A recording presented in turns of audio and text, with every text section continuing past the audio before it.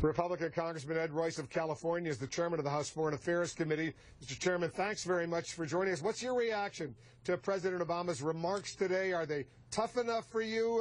Do you think they'll have the impact that make Putin listen? Well, I think we have a different international audience, and maybe we have the international will now. So, yes, I think the president needs to lead with strong words here. The Europeans are beginning to hear the stories, which I heard from a U.S. official today, about what's actually happening at that site. And as you know, credit cards have been taken off of individuals, wedding rings, those credit cards. There's been attempts to use them. Part of the problem of recruiting in Russia and in Ukraine on these social media, which is what the Russians have been doing, is that they are actually recruiting every malcontent and every skinhead that has a beef. And as you can imagine, these are poorly led troops. The four senior commanders are all Russian citizens. They're not Eastern Ukrainians. But they don't have very good control over these troops. Do you have a good sense, Congressman, of how much Russian military involvement there was in help, assuming that these pro-Russian separatists did fire that surface-to-air missile, how much Russian military help they?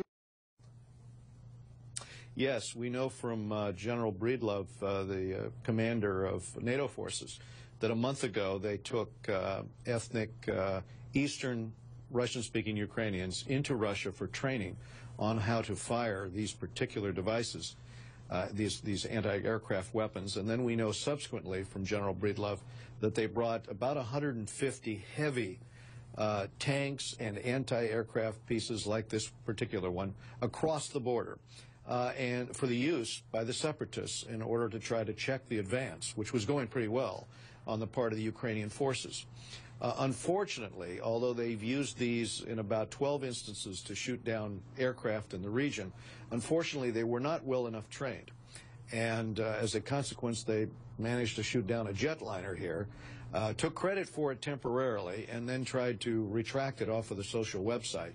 But this is a great tragedy and is putting enormous pressure on Russia, because public opinion in Europe, in Central Asia, in East Asia, worldwide, is now galvanizing to get the Russians to back off.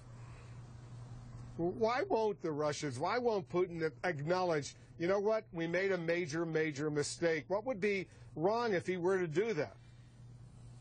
They're doubling down and they're trying to cleanse the crime scene. And that is why you weren't able to get access. You know, for 2 days they held up the bodies on the train, refrigerated train.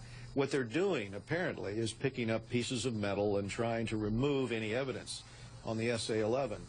But that evidence is now pretty well established anyway, and it's very unfortunate that they're digging a deeper hole. I guess my hope is that with this coming up in the Security Council this afternoon, there will be some type of major consensus that Russia will not block, that will allow the international community to move in unison, because what is happening on the ground is only further exacerbating the anger over the treatment of these bodies. And this right now, I think, has put a situation in play where Putin would be wiser to cease moving heavy equipment and tanks into eastern Ukraine and allow this situation to be resolved.